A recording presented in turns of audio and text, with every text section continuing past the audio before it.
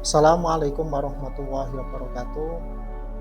Bagaimana kabar kalian anak-anakku? Semoga kalian semua diberi semangat, diberi kesehatan oleh Allah Subhanahu wa taala dalam menuntut ilmu. Pada kesempatan hari ini bersama Bapak Abdul Hamid, kalian semua akan belajar bersama-sama dengan Bapak Abdul Hamid untuk membahas tentang sejarah. Adapun yang kita pelajari pada hari ini sejarah tentang perkembangan ilmu pengetahuan Bani Abbasiyah. Dinasti Abbasiyah, masa Daulah Abbasiyah adalah masa keemasan Islam atau sering disebut dengan istilah The Golden Age. Pada masa itu umat Islam telah mencapai puncak kejayaan, puncak kemuliaan, puncak ketenaran baik dalam bidang ekonomi, peradaban, dan kekuasaan. Secara lahirnya Bani Abbasiyah telah mulai melakukan upaya perebutan kekuasaan sejak masa Khalifah Umar bin Abdul Aziz pada tahun 717 sampai 720 Masehi berkuasa di bawah pimpinan imam mereka Muhammad bin Ali al-Abbasi.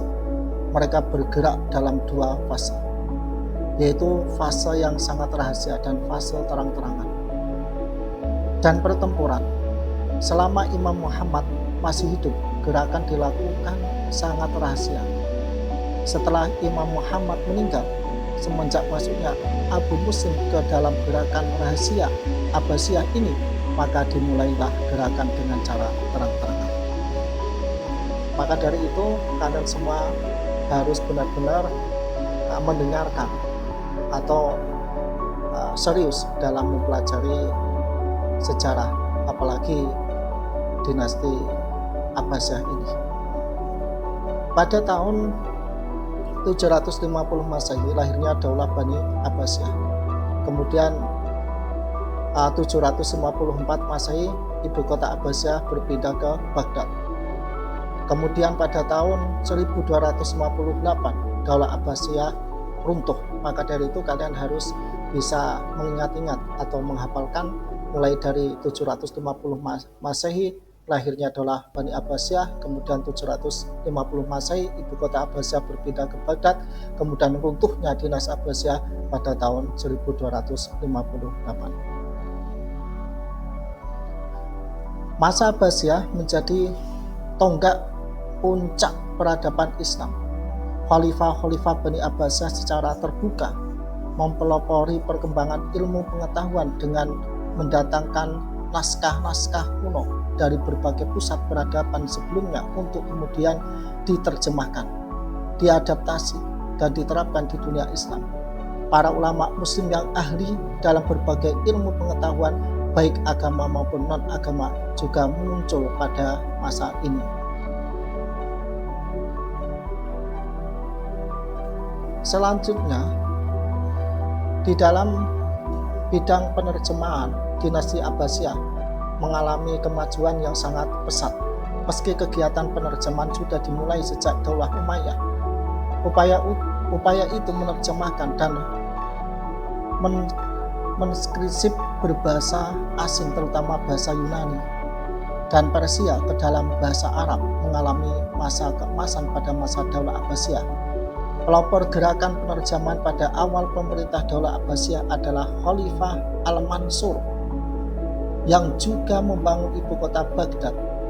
Pada awal penerjemahan naskah yang diterjemahkan terutama dalam bidang astrologi, kimia, kedokteran, kemudian naskah-naskah filsafat karya Aristoteles dan Plato juga diterjemahkan. Dalam masa keemasan, karya yang banyak diterjemahkan tentang ilmu-ilmu pragmatis seperti kedokteran. Selanjutnya yaitu ilmu filsafat. Pada masa ini pemikiran filsafat mencakup bidang keilmuan yang sangat luas seperti logika, geometri, astronomi, dan juga teologi. Beberapa tokoh yang lahir pada masa itu termasuk diantaranya adalah Al-Kindi, Al-Farabi, Ibnu Sina, dan juga Al-Ghazali. yang kita kenal dengan julukan Hujjatul Islam. Selanjutnya, dalam bidang ilmu ekonomi. Ekonomi Imperium Abbasiyah digerakkan oleh perdagangan.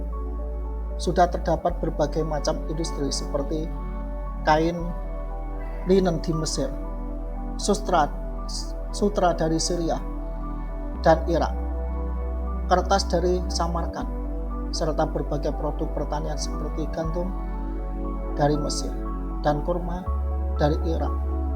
Hasil-hasil industri dan pertanian ini diperdagangkan ke berbagai wilayah kekuasaan Abbasiyah dan negara lain-lain. Selanjutnya, keagamaan. Dalam masa Abbasiyah, ilmu metode tafsir juga mulai berkembang, terutama dua metode penafsiran, yaitu tafsir bil ra'yi dan tafsir bil ma'sur. Dalam bidang hadis, pada masa ini hanya merupakan penyempurnaan pembukuan dari catatan dan hafalan dari para sahabat. Pada masa ini pula dimulailah pengklasifikasian hadis, sehingga muncul yang namanya hadis dhaif, hadis maudhu, hadis sahih, serta hadis-hadis yang lainnya. Sedangkan dalam bidang hukum Islam, karya pertama yang diketahui, yang dikenal adalah Majmu' al-Fiqh karya Zaid bin Ali, wafat pada tahun 1202 Hijriah atau 740 Masehi, yang berisi tentang fikih Syiah Zaidiyah. Hakim agung yang pertama adalah Abu Hanifah. Cara dinasti Abbasiyah membangun peradaban ilmu. Yang pertama, mendirikan Bait al-Hikmah atau yang dikenal dengan perpustakaan sebagai pusat perkembangan ilmu pengetahuan. Maka sangat penting bagi kita semua untuk rajin membaca supaya kita menjadi orang yang ahli ilmu, terutama ahli dalam bidang sejarah. Yang kedua, memberikan gaji yang besar kepada para ilmuwan untuk mengembangkan karya ilmu pengetahuan. Yang ketiga, membiayai kegiatan penerjemahan buku-buku ilmu pengetahuan dari berbagai peradaban lain. Yang keempat, menciptakan keterbukaan dan memberikan kebebasan akademik kepada para ilmuwan. Yang kelima, tidak ada juga pembatasan penggunaan ilmu pengetahuan. Ilmu pengetahuan digunakan dimanapun, kapanpun, tanpa ada sekat agama maupun suku bangsa. Nilai teladan ilmuwan Abbasiyah sebagai tabel yang ada di bawah. Boleh kalian lihat sendiri yang ada di slide ini. Pak Hamid tidak perlu membacakannya karena ini akan menyita waktu. Semoga dalam pembelajaran hari ini tentang sejarah dinasti Abbasiyah kita